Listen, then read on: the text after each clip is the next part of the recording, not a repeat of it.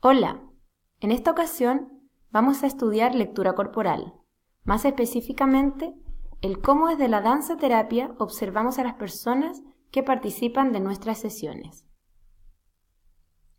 Una de las cosas más importantes que el danza terapeuta debe aprender es a observar el cuerpo, el movimiento, el vínculo, las relaciones grupales, un sinfín de detalles que nos conducen a la historia de cada persona. Es posible, mediante la intuición inmediata, leer una danza triste o alegre, agitada o serena. Cada movimiento que hacemos cuenta algo, y esta historia que se va narrando de danza en danza y de encuentro en encuentro es la historia pura y real de la vida de cada uno. La postura corporal es el resultado de un largo proceso de relación con el mundo, porque el cuerpo no miente y el cuerpo tiene sus razones. Sabiendo todo esto, nos surge la pregunta: ¿qué observamos? Sin duda, hay muchas cosas que podemos observar y desde muchos puntos de vista y sistemas diferentes, pero hoy voy a detallar solo algunos, que pueden permitir una lectura más o menos completa de cada persona. Los voy a clasificar en 3 grandes grupos. El primer gran grupo es la observación desde el movimiento. Aquí vamos a observar a la persona en la danza misma. ¿Cómo es la relación que tiene con el ritmo y la melodía de la música? ¿Qué podemos observar de la creatividad del movimiento y las danzas que emplea? ¿Cómo se relaciona desde el movimiento en el vínculo con otros y consigo mismo?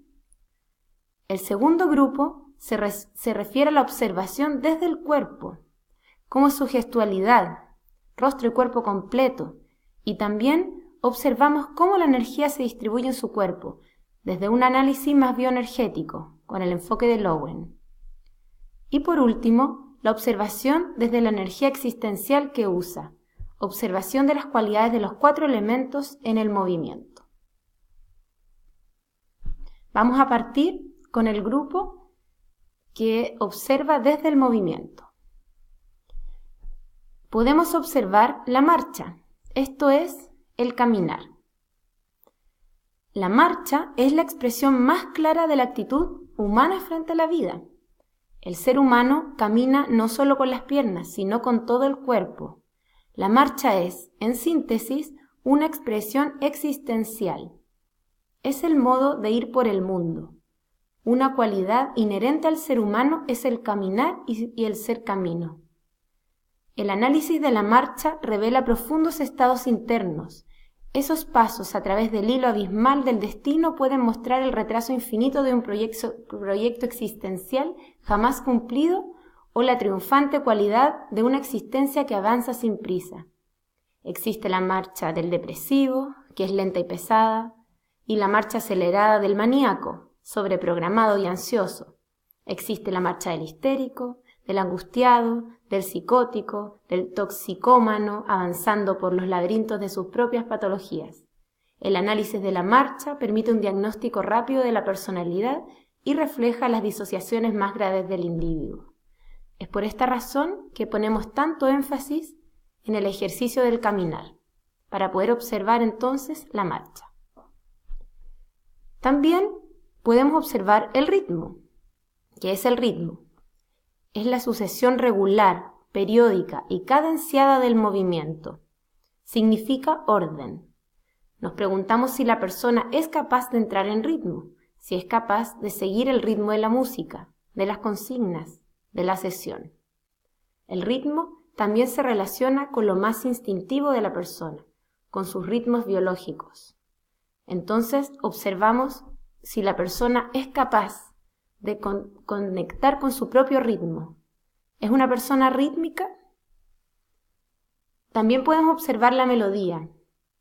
Es la melodía la que incorpora el factor afectivo en el movimiento, el factor comunicante, cordial. En términos neurológicos, el paso del ritmo a la melodía es el paso del instinto a la emoción.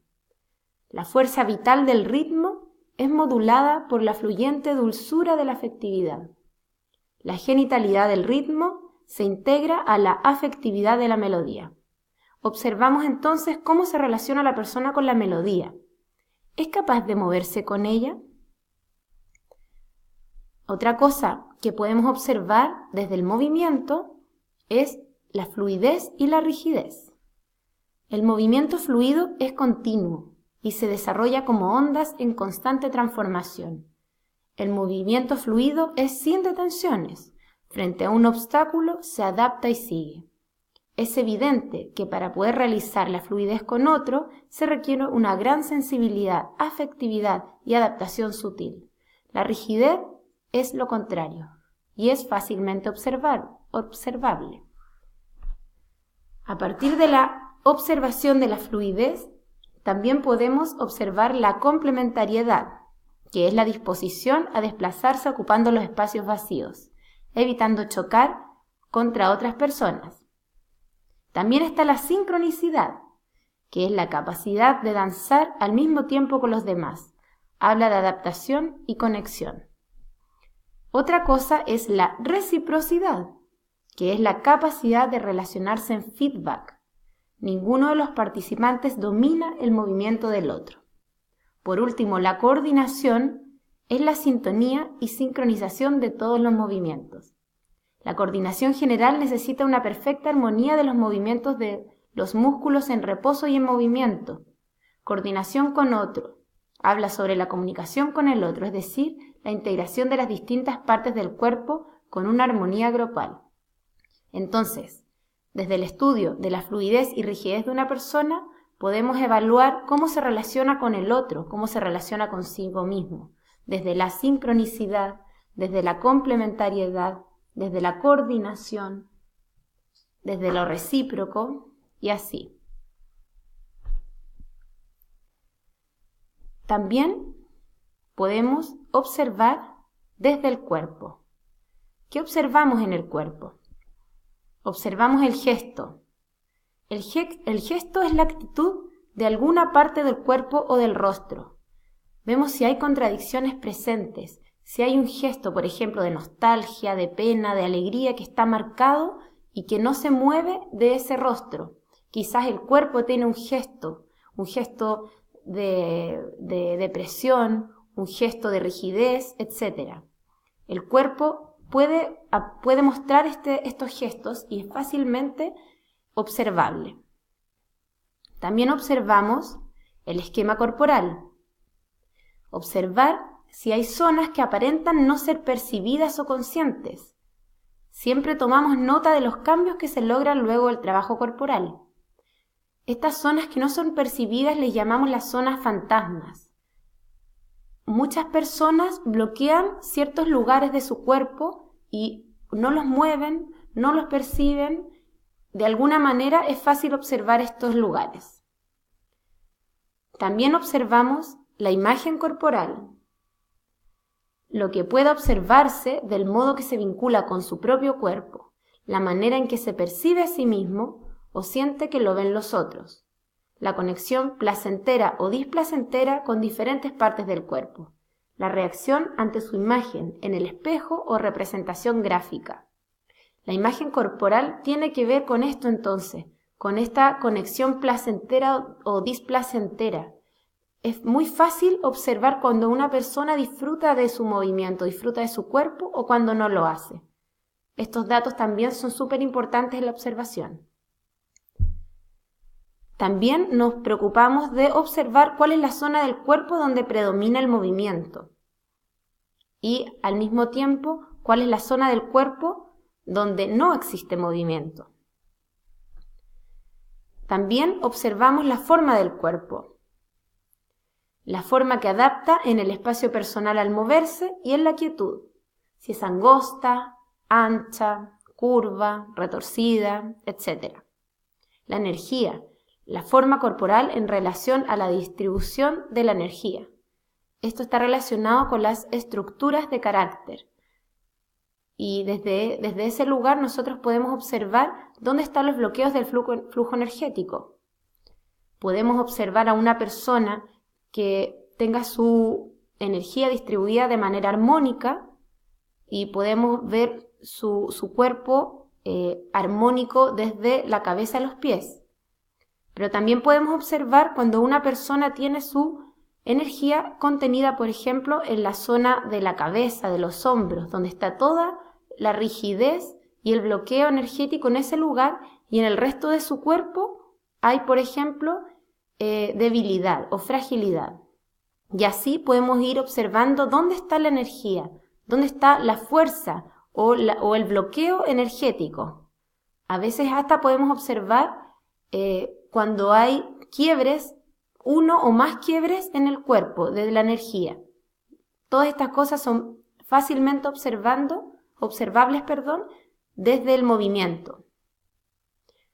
Otra cosa que observamos desde el cuerpo es la postura, parcial o total, en la quietud, en la caminata, en el movimiento. ¿Cuál es la postura que adopta esta persona? ¿Es más bien una persona que adopta una postura prepotente?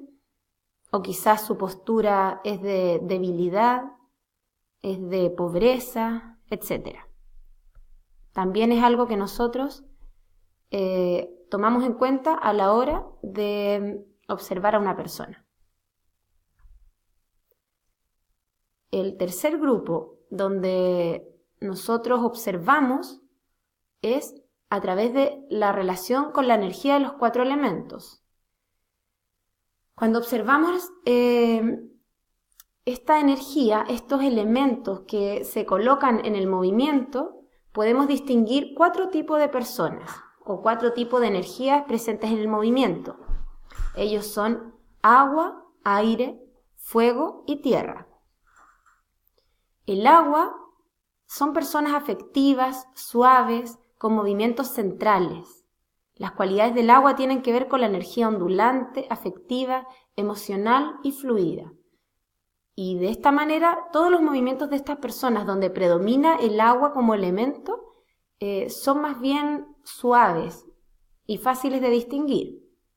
También está la energía de la tierra, que se relaciona con lo concreto, con lo rítmico, con la energía hacia la tierra, los pies bien anclados, la consistencia en el movimiento, las danzas dirigidas. Una persona tierra se nota por su consistencia. Corporalmente también probablemente se comporte como una persona tierra. También está el aire. Son personas más volátiles, creativas. Usan movimientos periféricos, una fluidez etérea, dispersión, sutileza, levedad. Son personas que llevan su energía siempre hacia afuera, hacia arriba. Y también están las personas fuego, que son las personas más apasionadas, los movimientos intensos, cargados de emoción, explosivas, sensuales, que tienen mucha vitalidad. Obviamente, la observación de estos elementos se da en cada persona. Es difícil encontrar una persona que solamente se relacione con uno de los 4 elementos. Generalmente, todos tenemos los 4 elementos. Pero es importante darnos cuenta qué elemento es el que está más presente y qué elemento es el que está más ausente. De esta manera también podemos hacer un diagnóstico y fijar objetivos a la hora de armar nuestra sesión. Y bueno, para terminar, el enfoque desde el danza terapeuta siempre busca no etiquetar. Nosotros observamos, pero no enjuiciamos. Simplemente hacemos un diagnóstico desde la empatía, desde la observación del otro. Y desde ahí nos ponemos en el espacio, en los pies del otro, para ver cómo podemos ayudarlo a caminar hacia su bienestar, pero nunca etiquetando ni enjuiciando. Y además es muy, muy importante la autoobservación constante, porque en la medida que yo puedo autoobservarme completamente y cada vez más profundamente, soy capaz de observar al otro. Con esto me despido